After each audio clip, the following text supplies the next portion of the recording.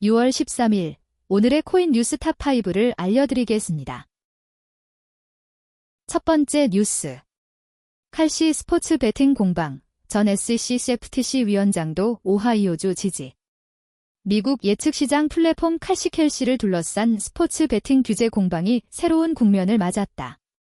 게리 겐슬러 전 SEC CFTC 위원장이 오하이오주 편에 서며 연방법이 미국 스포츠 베팅 시장을 사실상 포괄하도록 의도한 것은 아니라는 주장을 내놨다. 11일 현지 시간 외신에 따르면 겐슬러 전 위원장은 제6연 방항소법원에 제출한 의견서에서 도드 프랭크 법이 2008년 금융위기 이후 복잡한 파생상품을 규제하기 위해 만들어졌을 뿐 전국적인 스포츠 베팅 합법화를 염두에 둔 것은 아니라고 밝혔다. 그는 CFTC를 이끌던 시절을 언급하며 의회에서 54차례 증언했지만 누구도 스포츠 베팅을 규제할 권한을 CFTC에 주자고 말한 적이 없다고 말했다.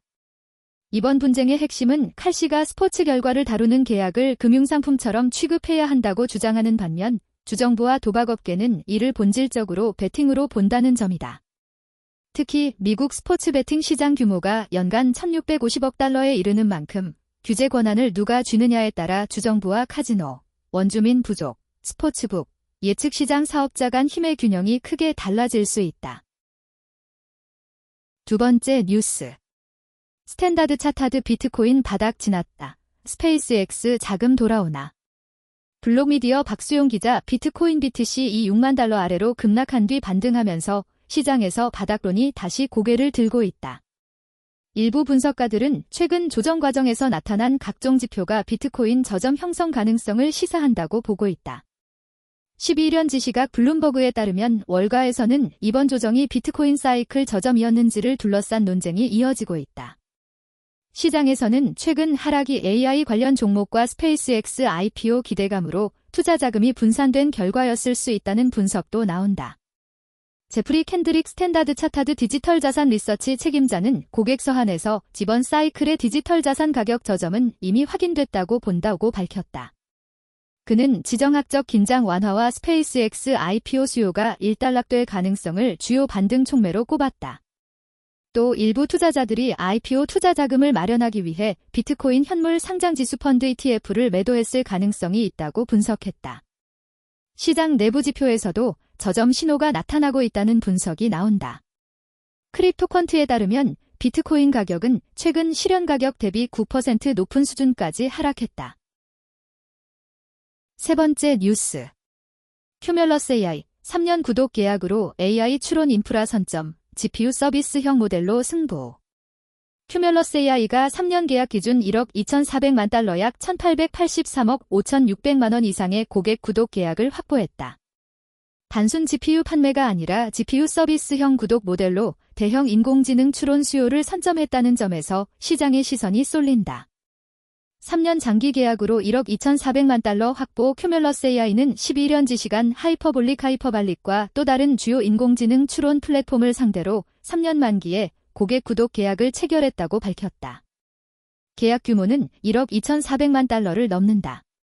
이번 계약에는 엔비디아의 블랙웰 GPU 1,280개 배치가 포함된다. 인프라는 레노버와 슈퍼마이크로의 베어메탈 서버 160대, 시스코 시스템즈의 넥서스 네트워크 장비를 묶어 고처리량 저지연 클러스터로 구성된다. 특히 전체 계약금 가운데 약 2,190만 달러 약 332억 3,610만 원은 선지급 형태로 들어온다. 이는 큐뮬러스 AI 입장에선 운전 자본 확보에 도움이 되고 고객사 입장에선 일회성 장비 구매보다 예측 가능한 운영비 구조를 만들 수 있다는 의미다. 네 번째 뉴스. QU 미디어 실적 발표 앞두고 공시지연 해소 분기점. QU 미디어 QIUU 미디어 달러 QIUUF가 오는 6월 15일 장 시작 전 2025 회계연도와 2026년 1분기 실적을 발표한다. 최근 감사 지연에 따른 경영진 거래중지 명령 MCTO 이슈가 있었지만 동시에 미국 인플루언서 마케팅과 글로벌 사업 확장 성과도 잇따라 내놓으며 시장의 관심을 끌고 있다. 회사 측에 따르면 경영진은 같은 날 오후 1시 30분 미 동부시간 라이브 컨퍼런스콜을 열고 실적과 주요 사업 현황을 설명할 예정이다. 질의응답은 채팅 방식으로 진행되며 다시 보기는 유튜브와 회사 홈페이지에 공개된다. 상장사는 장외시장 OTCQB에 거래되고 있다. MCTO 이슈와 공시 지연 QU 미디어의 최근 공시에서 가장 눈에 띄는 부분은 MCTO 관련 업데이트다. 온타리오 증권위원회는 5월 1일부로 최고 경영자와 최고 재무책임자에 대한 거래 제한 조치를 승인했다. 이는 2025년 감사보고서와 경영진 논의 분석 M&A, COCF 인증 서류 등 필수 제출 문서가 제때 제출되지 않았기 때문이다.